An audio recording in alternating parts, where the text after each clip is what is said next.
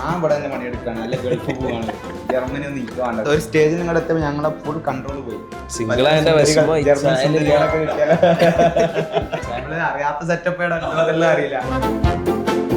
പൊതുവേ ഒരു സംസാരം ഉണ്ടല്ലോ, നഴ്സിംഗിൽ ഗേൾസ് മാത്രമേ ഉണ്ടാവുള്ളൂ. ഞാൻ ഇത് പോയി. ജർമ്മൻ ലാംഗ്വേജ് എന്ന് പറഞ്ഞു കഴിഞ്ഞാൽ അത്യാവശ്യം നമ്മൾ വർക്ക് ചെയ്യേണ്ട ഒരു ഫീൽഡ് തന്നെയാണ്.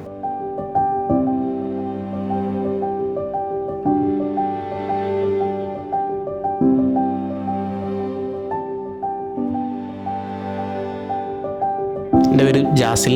ഞാൻ കോഴിക്കോട് തന്നെയാണ് സ്ഥലം. ഇവിടെ ഇൻസ്റ്റിറ്റ്യൂട്ടിൽ B2 ലെവൽ ക്ലിയർ ചെയ്തു.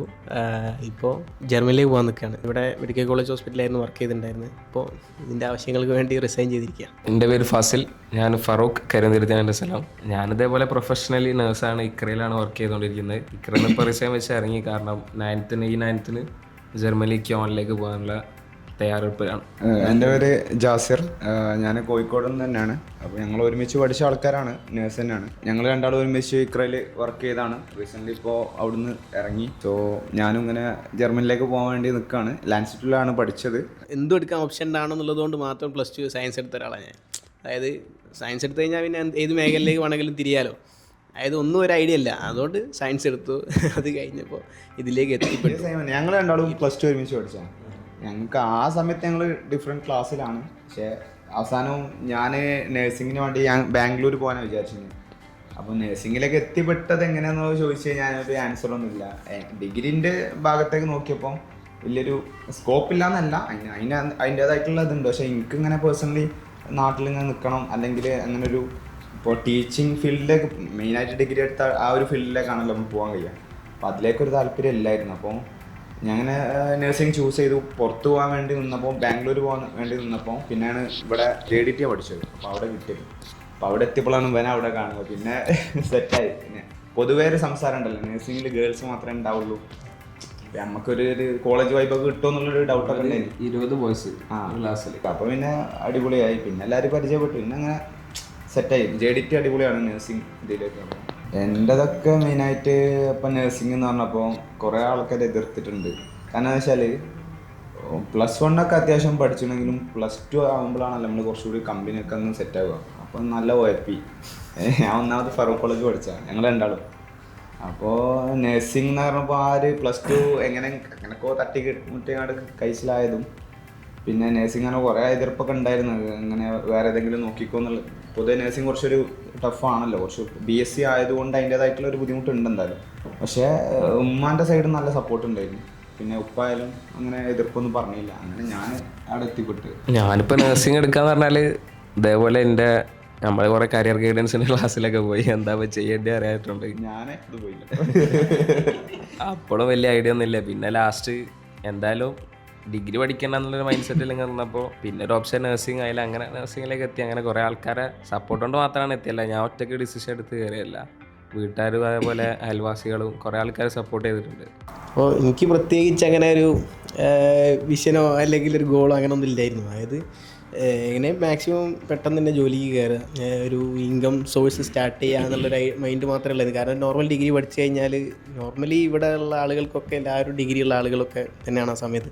ഇപ്പോൾ ഫാമിലിയിലാണെങ്കിലും അവർക്ക് ജോലിയിലേക്ക് കയറി പറ്റാൻ ഭയങ്കര ബുദ്ധിമുട്ടാണ് നോർമൽ ഡിഗ്രി പഠിച്ചത്. അതുകൊണ്ട് പ്രൊഫഷണൽ ഡിഗ്രി എന്നുള്ള ഒരു മൈൻഡിലേക്ക് വന്നു. ഈ ഹെൽത്ത് റിലേറ്റഡ് ആകുമ്പോൾ കുറച്ചുകൂടെ നമുക്ക് ഓപ്പർച്യൂണിറ്റീസും കുറച്ചുകൂടെ കയറി പറ്റാനൊക്കെ കുറച്ചുകൂടെ സുഖമായിരിക്കും എന്നുള്ളത്. അങ്ങനെ അന്വേഷിച്ച് അവസാനം ആരോ പറഞ്ഞു നഴ്സിംഗ് നല്ലതാണ്, അത് നോക്കിക്കൂടെ. അപ്പോൾ ഇതിലേക്കാണ് സ്റ്റാർട്ട് ചെയ്തതാണ്. അപ്പോൾ നഴ്സിംഗ് എന്നുള്ള പ്രൊഫഷന് നമുക്കും ഇപ്പോൾ ഇതിനെപ്പറ്റി വലിയ ഐഡിയ ഉണ്ടായിട്ടല്ല ഇതിലേക്ക് വന്നത്. പക്ഷെ ശരിക്കും പറഞ്ഞാൽ ഇത് എത്തിപ്പെട്ടപ്പോഴാണ് മനസ്സിലായത് എക്സ്പെക്ടേഷൻ വേഴ്സസ് റിയാലിറ്റി എന്നുള്ളൊരു സംഭവമാണ്. നമ്മൾ വിചാരിച്ച കാര്യങ്ങളൊന്നല്ല ഈ ഹോസ്പിറ്റലിൽ പോയി ചെയ്യുന്നത്. ഇപ്പം ഡിഫറെൻറ്റ് ഡിപ്പാർട്ട്മെൻറ്റാണ്. അപ്പോൾ ICU ഉണ്ടാവും, ED ഉണ്ടാവും, വാർഡ് ഉണ്ടാവും, ഒക്കെ ഡിഫറെൻറ്റ് ജോബുകളാണുള്ളത്. അപ്പോൾ ED ഒക്കെ ആണെങ്കിൽ നമ്മളൊരു പേഷ്യൻ്റ് ജസ്റ്റ് കണ്ട് ഓരോ കാര്യങ്ങൾ പ്രൈമറി ആയിട്ടുള്ള കാര്യങ്ങളൊക്കെ ചെയ്ത് അവർ വാർഡിലേക്കോ അല്ലെങ്കിൽ വേറെ ICUയിലേക്കോ ഷിഫ്റ്റ് ചെയ്യും. അവിടെ തീർന്നവരുത്. പക്ഷേ ഈ ICUയിൽ ഇപ്പോൾ ഞങ്ങൾ ICUയിൽ വർക്ക് ചെയ്തുകൊണ്ട് നമ്മൾ A to Z കാര്യങ്ങൾ ഒരു പേഷ്യൻറ്റിനെ നോക്കണം. നമുക്ക് ഒരു കാര്യത്തിൽ അറപ്പുണ്ടാവാൻ പാടില്ല. അങ്ങനത്തെ ഒരു കാര്യം നമുക്ക് പേഴ്സണലി ഉണ്ടാവാൻ പാടില്ല. ഒരു പേഷ്യൻ്റ് പല തരത്തിലുള്ള ആൾക്കാരുണ്ടാവും, ദേഷ്യമുള്ളവരുണ്ടാവും. ഈ ICUയിൽ ഒരു ബെഡ് റിഡൻ ആയിട്ടുള്ള ഒരാളെ പറഞ്ഞാൽ മെൻ്റലി ഭയങ്കര ഇതായിട്ടുള്ള ആൾക്കാരുണ്ടാവും. ചിലർ നല്ല പാവങ്ങളായിട്ടുള്ള ആൾക്കാരുണ്ടാവും. ബൈസ്റ്റാൻഡേഴ്സും ഉണ്ടാവില്ല. അപ്പം നമ്മളെല്ലാ കാര്യങ്ങളും നമ്മൾ തന്നെ ചെയ്യേണ്ടി വരും. ഇപ്പം ബാത്തായാലും എന്ത് കാര്യമായാലും നമ്മൾ ചെയ്യണം. അപ്പം അതിനൊക്കെ കുറച്ചൊരു മനക്കെട്ടി നമുക്കും വേണം. ചില ആൾക്കാരുണ്ട് ഈ ഇത് നല്ല കോഴ്സാണ്, ഇത് ഗൾഫ് പോയാലും ഏത് യൂറോപ്യൻ കൺട്രി പോയാലും ജോബ് കിട്ടും എന്നുള്ള രീതിയിൽ ഇതെടുക്കും, കോഴ്സ് എടുക്കും. പക്ഷേ കോഴ്സ് എടുത്തു കഴിഞ്ഞിട്ടാണ് ഇവർ ഈ ഒരു ഹോസ്പിറ്റൽ എൻവിറോൺമെൻറ്റിൽ വർക്ക് ചെയ്യുമ്പോഴാണ് ഇവർക്ക് മനസ്സിലാവുക ഇതിൻ്റെ ഒരു എത്രത്തോളം ഇതുണ്ട് എന്നുള്ളത്. നഴ്സിംഗ് പഠിച്ചു ഇപ്പം നാട്ടിൽ നിന്നിട്ട് വലിയൊരു പ്രയോജനം ഇല്ല എന്നുള്ളൊരു മൈൻഡ് സെറ്റിലാണ് എന്തായാലും പുറത്തേക്കുള്ള ഒരു മൈൻഡിലിങ്ങനെ നിൽക്കുക. അപ്പോൾ ഇവൻ ഏതായാലും UK അങ്ങനെ എന്ത് ചെയ്യാന്ന് അങ്ങനെ പറഞ്ഞു. പിന്നെ നമ്മളെല്ലാം ഇങ്ങനെ അന്വേഷിച്ച് ലാസ്റ്റ് ഇവിടെ തന്നെ കയറാം. നമ്മൾ 10 ആൾക്കാരാകുമ്പോൾ പിന്നെ അങ്ങനെ പോയി. പിന്നെ ലാൻഡ് സ്റ്റൂഡിൽ തന്നെ കയറി. ഫസ്റ്റ് ടൈം എന്തായാലും പുതിയൊരു സംഭവമല്ലേ, എന്തായാലും റിസ്ക് ഉണ്ടാകുന്നുള്ളൊരു മൈൻഡ് സെറ്റിൽ തന്നെയാണ് ഇരുന്നത്. വർക്ക് ലൈഫ് ബാലൻസിനെ കുറിച്ച് പറയുകയാണെങ്കിൽ ഇപ്പോൾ നമ്മളെ നാട്ടിലിപ്പോൾ ഈ നഴ്സിംഗ് ഫീൽഡിൻ്റെ കാര്യമാണ് പറഞ്ഞത്. വേറൊരു കാര്യം എന്താ നമുക്കറിയില്ല, നമ്മൾ വർക്ക് ചെയ്തിട്ടില്ലല്ലോ.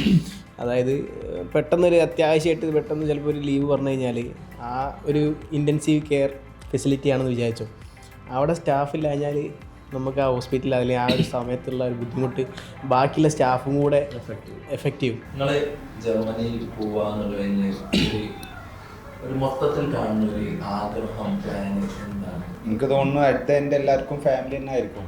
ഫാമിലിനെ അടിപൊളിയാക്കുക, നല്ല രീതിയിൽ കൊണ്ടുപോവുക, ഉമ്മനപ്പനൊക്കെ നോക്കുക, പെങ്ങന്മാരെ നോക്കുക, ഇതൊക്കെ തന്നെ ആയിരിക്കും. ആരോട് ചോദിച്ചാലും ഇതൊക്കെ തന്നെ ആയിരിക്കും എല്ലാവരും ഏറ്റവും എൻഡ് എന്നുള്ളത്.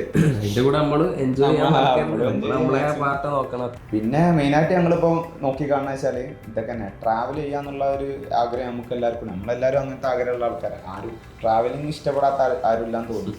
ഇവരൊന്നും കല്യാണം കഴിച്ചില്ല, എൻ്റെ കല്യാണം കഴിഞ്ഞാൽ